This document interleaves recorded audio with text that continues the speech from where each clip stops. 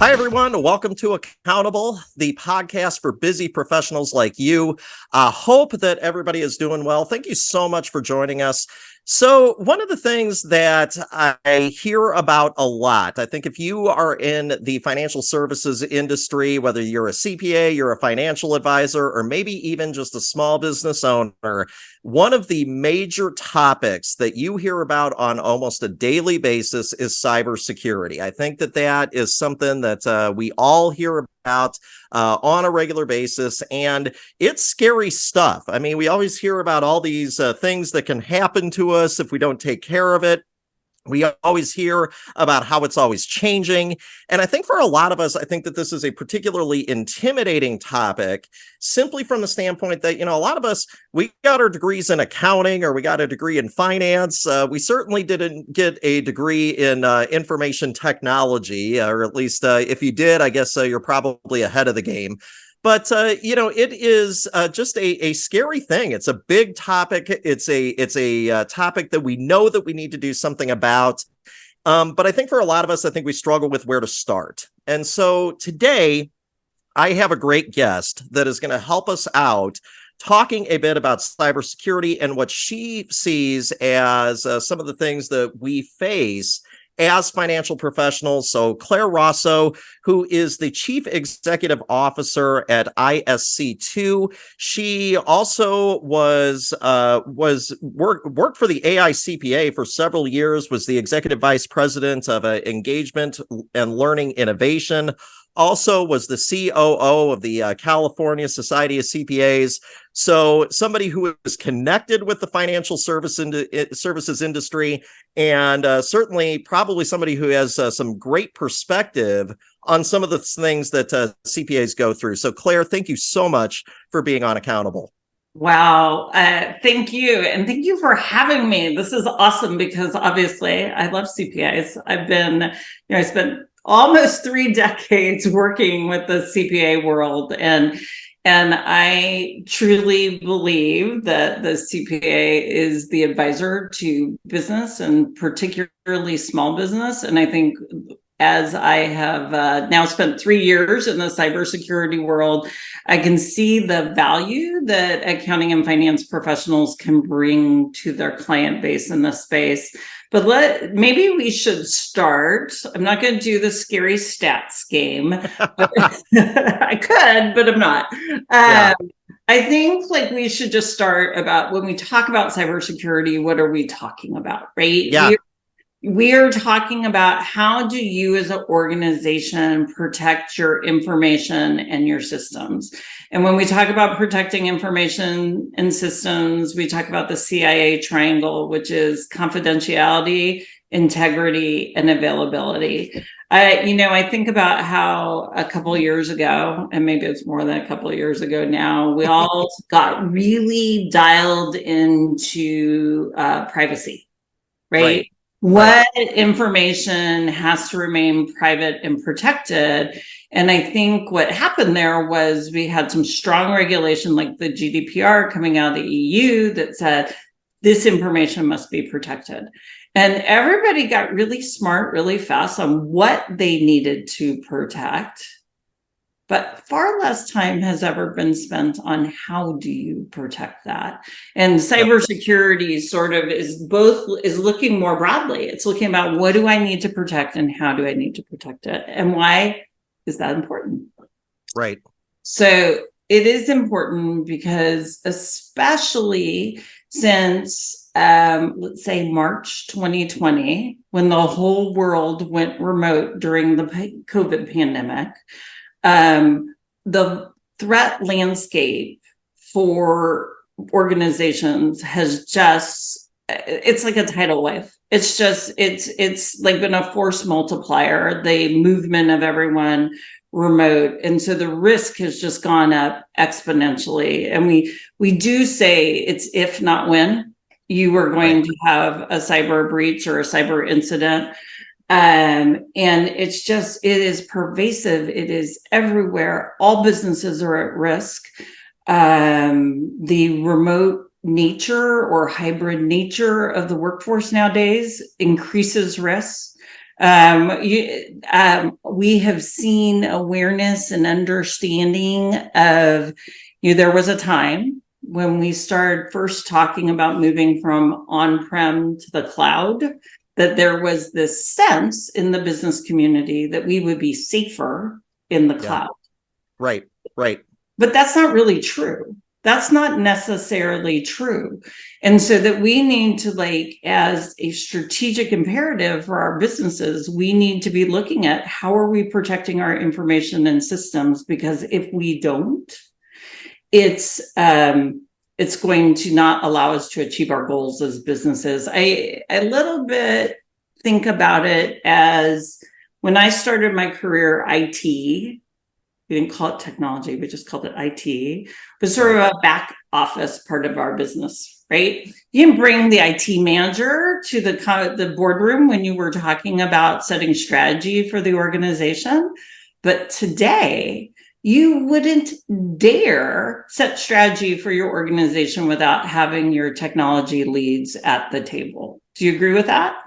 Yeah, I mean, I think that's very accurate. I think that you have set the table here pretty well on kind of how this has really changed, because you're right. I mean, we used to hear for a long time that it used to be like that if you put stuff into the cloud, that was like more secure, and that was like the safe zone, right? It was like when you used to play tag as a kid, it's like, if you were in the safe zone, you couldn't be out or anything. Yeah. And I heard the term cloud jacking. That's like a thing now. Okay. So we used to talk about, people taking over systems and things like that from the outside, but cloud jacking is now a thing. I don't know if our listeners have heard about this, but that's actually basically the same idea. I mean, it's just getting information from the cloud now. And so bringing the IT team into strategy sessions it almost has to be the way now. Right. And it is for IT, but it's not necessarily the case for security. And it has to be, because here's the thing, IT professionals kind of by default, and I used to, in my experience, it was the people in charge of the network always. Yeah. They really always had this great security mindset. In fact, I can remember my Cal CPA days sitting in the conference room, and our IT manager, Chuck Mullins, was drawing the pictures of the network on the board and telling me about firewalls and telling me why this was secure. And this was the 90s, the early 90s, and then again in maybe the early 2000s as well. But we need the cybersecurity professionals there as well to talk about, if these are the key strategic priorities of the organizations, what are our cyber related risks and how are we going to choose to manage the risk? And let's just talk about risk for a second. So while cyber and information system security may seem foreign to all the accounting majors out there, I'm going to opine that's actually not. Because I think that accounting, and maybe I am happy to have you challenge me. I think a lot of accounting is about risk management. I think when we act as advisors, or when you're acting as advisors to your business, you are managing the risks of the business. And sometimes it's very structured and specific what you can and can't do. But in the principles-based world of accounting standards, you're really making decisions that you're managing risk all day long. That's what cybersecurity professionals do. Yeah. And so it's really one big game of risk management. We find that in the cyber world, the people that are most successful are people who have problem solving, analytical thinking, critical thinking, creative mindsets, and who are committed to lifelong learning. Does that sound familiar to you, to any other professional you know? I mean, I think you're right. I think maybe the thing is, though, is that it feels very foreign to us because it's like, I think for a lot of us, we look at it and we're like, look, I know how to do my things in my program, I know how to navigate the tax software. Okay. But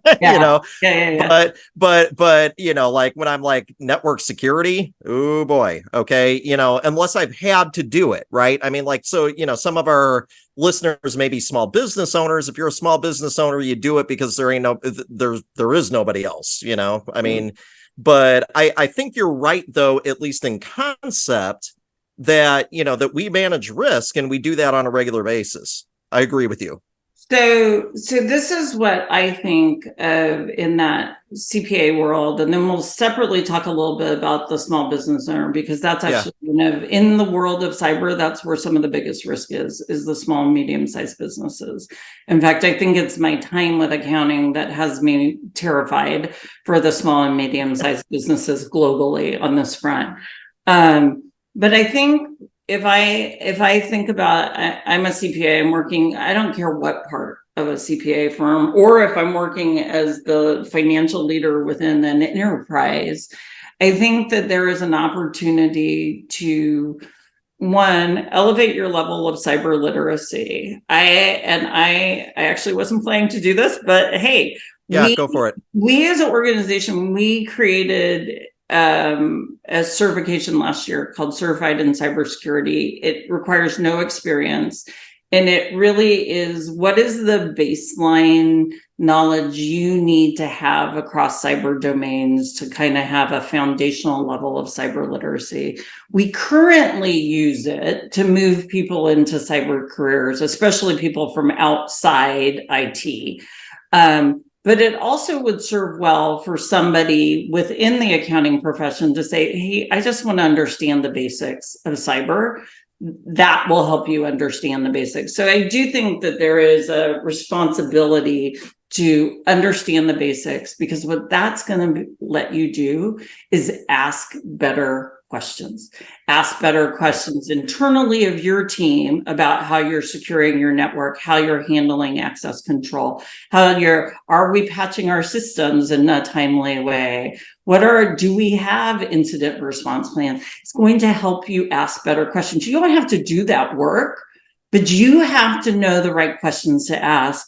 And while it's good to know if your company has anti-phishing campaign education, like that's important, but that is just such a tiny tip of the iceberg of what's important within a business to protect its information and systems, that I think all in the accounting and CPA world really need to broaden their aperture and think about, what other questions should I be asking? And then if something went wrong, how is that going to impact the strategic activities of the organization? So that's for me sort of a starting point. And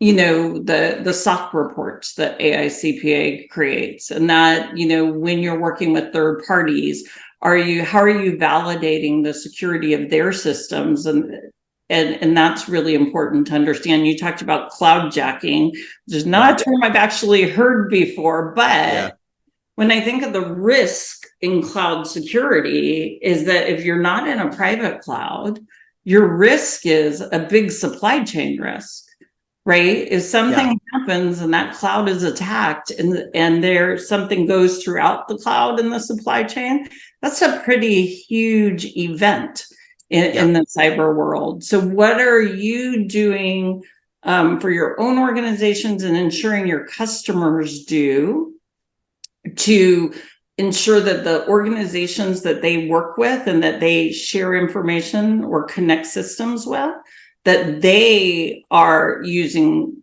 good security practices? Because ultimately that becomes, if they're not, that becomes a business risk. It's a financial risk. That's a great point. And I'm glad you brought this up, because I think for a lot of us, and this is a mindset thing, I think more than it is anything else, is that we look at our security, as an organization. But I think you pointed out a couple of things there, and that I want to make sure that we highlight. It's not just about your organization and their ability to control security risk. It is because we are so interconnected that, it could be some of our partners, some of our business partners. We talked about remote work. You mentioned remote work a little bit earlier on too. Part of the reason why that is so scary, I think, for a lot of network security folks, is they can control the environment within the company. But, your network at home, right. And there's data, this is old data, but it was something like almost 20% of home Wi-Fi networks have not changed the default password on their Wi-Fi router. Yeah, right. And then in addition to that little risk, they've attached how many IoT devices, how many their thermostats, their Yeah, TVs, everything is connected. So that it expands the threat landscape for organizations, and it's really a significant consideration, which then means you also have to educate your whole your whole employee base as well. We need to, right, in fact, the US just right. came out with a national cyber strategy, and we were like deeply involved in the workforce component of that. But it one of the things I appreciated, it's about a little over a year ago, was invited to a White House summit on this topic, and Chris Inglis, who was the national cyber director at the time, said, this is a whole of society issue. This is not just the cyber professional. This is not just the business leader. This is a whole of society. We need to figure out how to raise the cyber literacy of all. And so there's, you have to look across the whole landscape, but what we are starting to see is, for a relatively new profession, we're babies compared to accounting. We're like ISC2 will be 35 years old next year. So we're babies. We're babies. Right. All across the globe, people are starting to want to regulate the cyberspace. And they're also shifting because they understand that cybersecurity is a national defense issue, which the invasion of the Ukraine brought to the forefront. And it's also viewed as an economic security issue.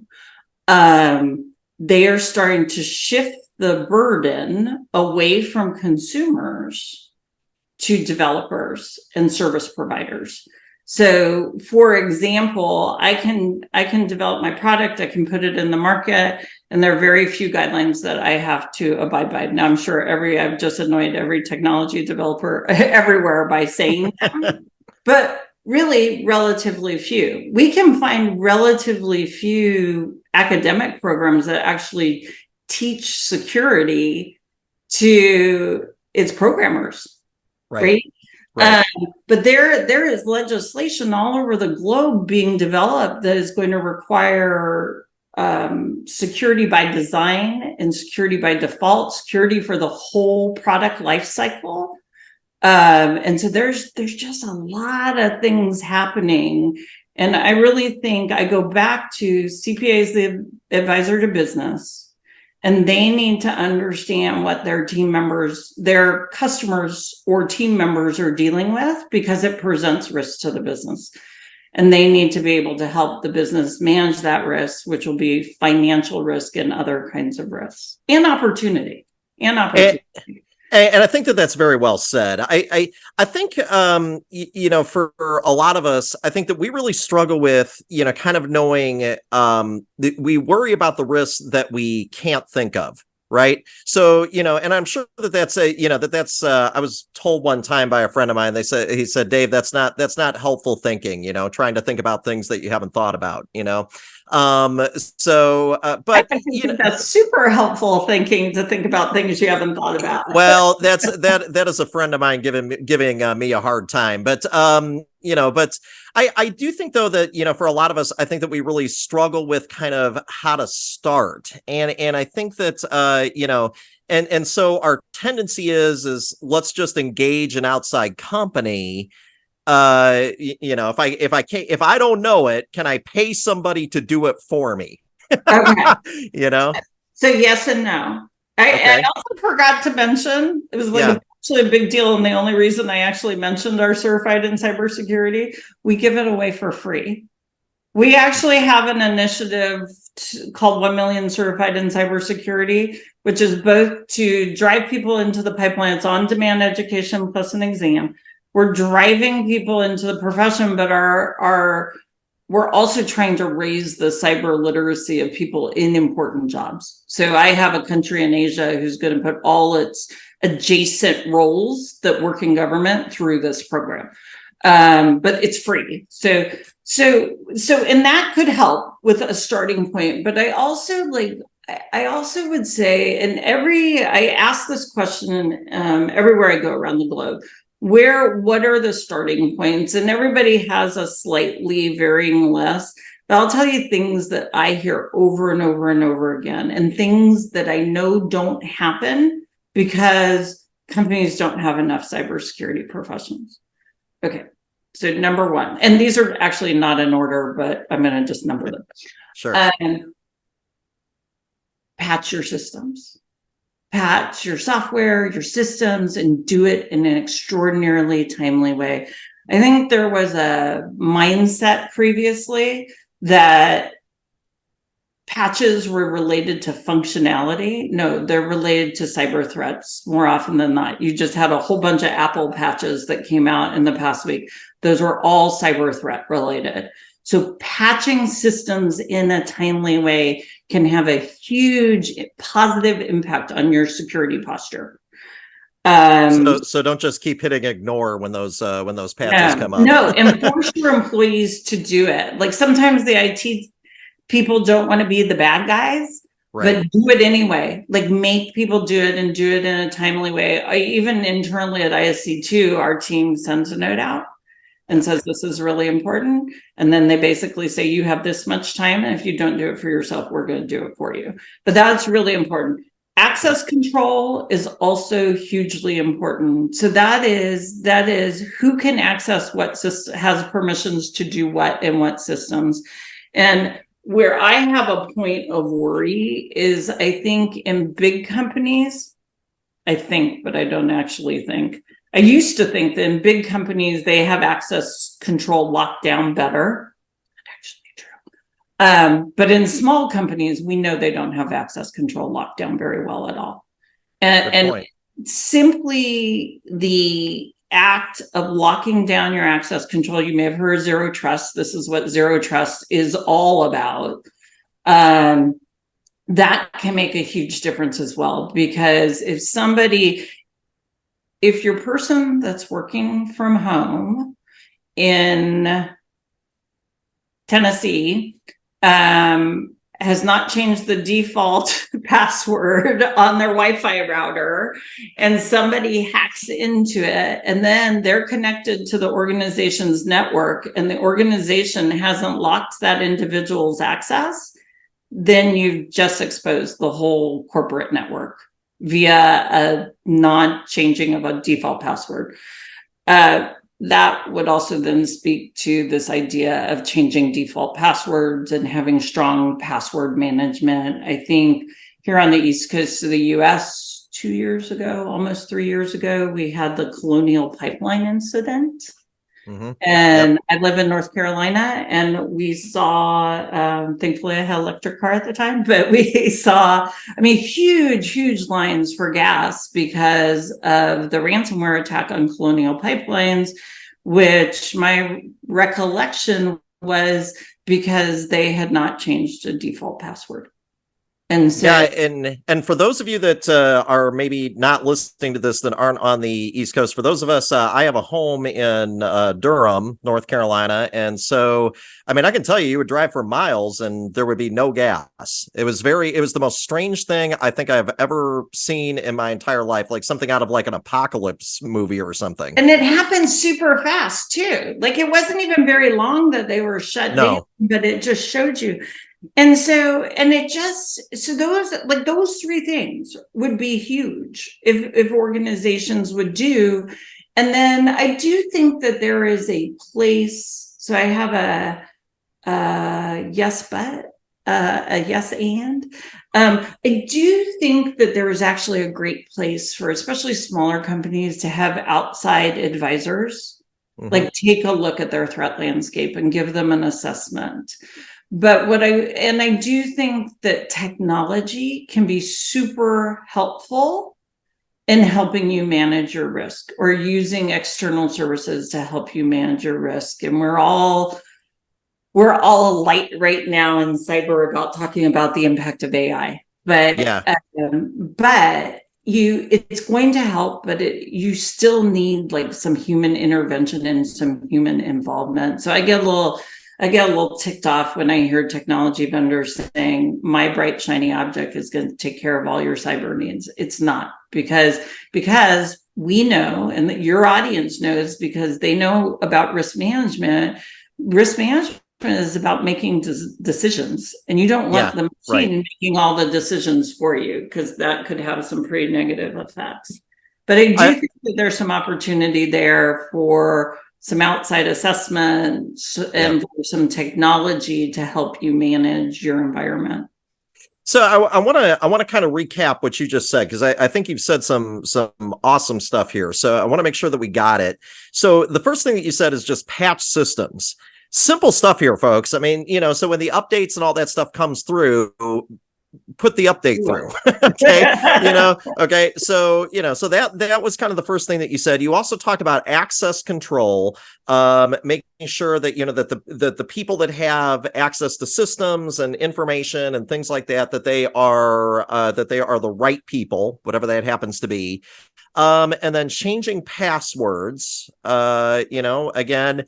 And then just also, you also talked about the importance of outside advisors too, from the standpoint that, that they can probably think of some things that maybe you haven't thought of, and, can lend some perspective that maybe you don't have internally. I think we're all kind of guilty of being in the bubble a little bit. within our companies, whether we want to admit it or not. But I don't think that anybody out there is going to look at those things and say, "Oh my gosh, I didn't know I was supposed to change my password." Really? But simple stuff, but important stuff that can go a long way. Yeah, and if I added two more, and probably you talk to anybody, they'd have different ones, but really this is the accumulation. And I want to talk about small business very specifically in a moment. The other two things is I would come back to what I mentioned earlier about understand your supply chain. Who are you connected to? And what security precautions are they taking that? And then the other thing I would say, and I would like super nicely wrap this, is say, have a plan.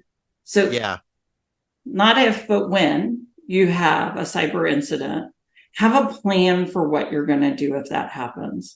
So have a plan in terms of, who am I pulling together to make decisions about this? Who is the third? At that point, if you're small, you may need to say, who is the third party advisor I'm going to bring in to do this work? I was actually just talking to somebody from one of the big four firms, and he was saying that he believes most of their cyber practice is actually incident response. Is what they do is when a company has a problem, they send a team in to help them deal with their problem. So I would just have a plan for that, and there's a whole lot of way around. I would say in the US, there are some tremendous free resources. They start to get a little technical and your head starts to spin. So CISA, CISA.gov, they're the Cybersecurity Infrastructure and Security Agency. They have tons of resources for small businesses, especially if you're in critical infrastructure. But what they also have, and I know people may be a little hesitant to do it, is they will help you if something goes wrong.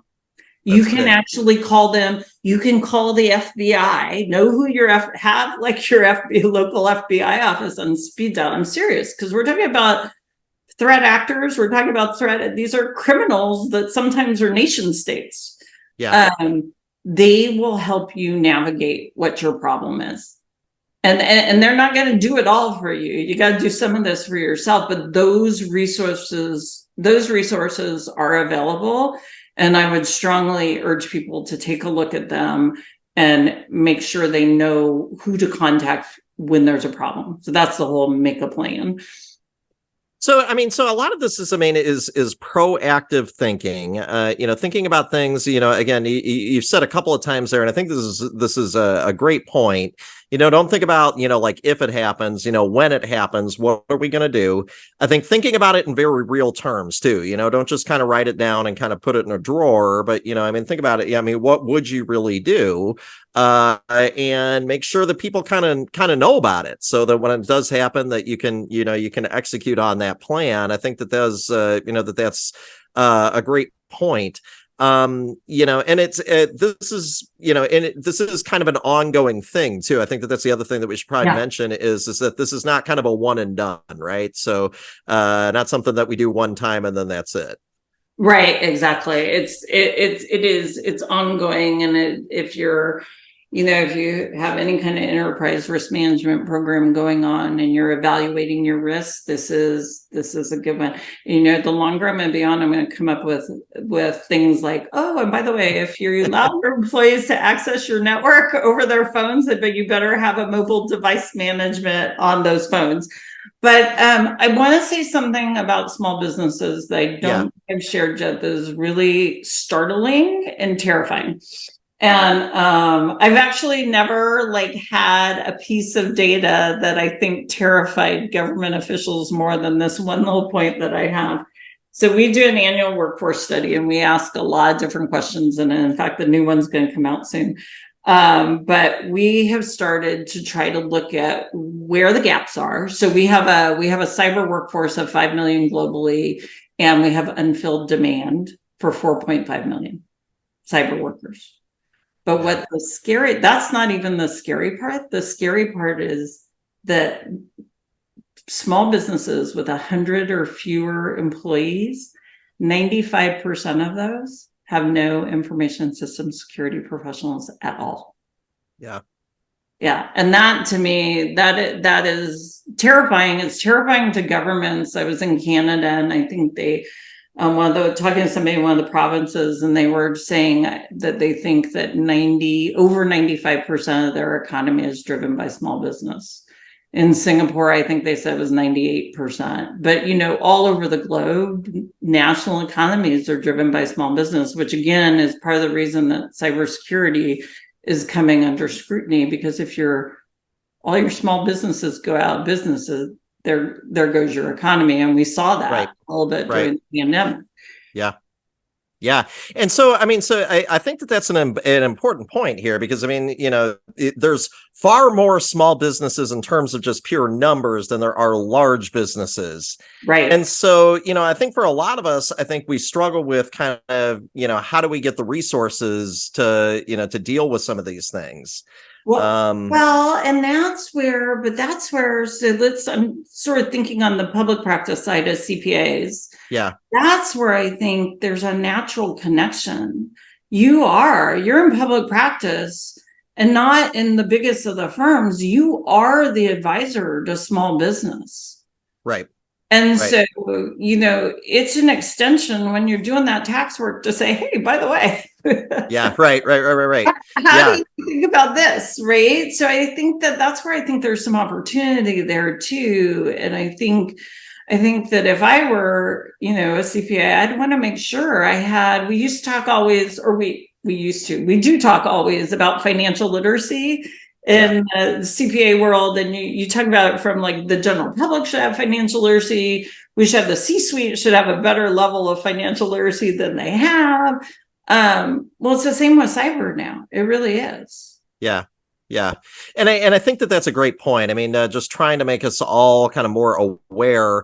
And also too, you're right. We are in kind of a unique position. One of the things that I like to point out on a lot of my conferences and things like that is that CPAs consistently get ranked as one of the most trusted professions. I don't know if you ever see any of the Gallup polls, but it's up there. I remember in 2020 we lost out to nurses. So, but I don't think that anybody was going to beat nurses. Yeah, no one was going to be nurses then. But point being is that, we're in a unique position to really influence, some of the risk management practices and really advise in a very real way our clients, our business partners, and ourselves internally. Yeah. And I think if you're in a firm and you have security professionals working in your firm, talk to them, ask them what they think. Yeah. Be patient with them, because maybe they go a little technical on you, but you know what? You go a little technical on people too at times. And then the same if you're in industry, talk to the security people in your organization and say, what do you think? What do you think our risks are, and how should we be managing those risks? And that there's a lot of there is a lot of positive benefit that could come from those conversations happening in the CPA world. And I think that that's a great point. Claire, I think that this is great stuff. I think probably that you and I could probably talk for days on this. Probably. But if folks would like to take advantage of some of the free resources that you mentioned that you offer, or they would like to get a hold of you, what would be the best way for them to do that? Okay, so they can get a hold of me on LinkedIn would probably be the easiest. And I'm happy to have people reach out. And then our website is isc2.org. And I also, like I said, I think the other resource that I think, especially for the people with businesses, I think in the US, I would go to the CISA website. So if it's not CISA.gov, it's some iteration of that. That's pretty close. There you go, folks. So listen, take advantage of the free resources, take advantage of some of the things that we've talked about. It's not as scary as maybe it first appears. So, and remember that, especially if you're a CPA and you're listening to this, we're in a unique position to help on this. And so I think that those are just great points. And Claire, thank you so much for being on the show. And just thank you for just all the great information on a topic that seems to be constantly, out there and on our minds. All right. Well, thank you. Great to be here. I appreciate it.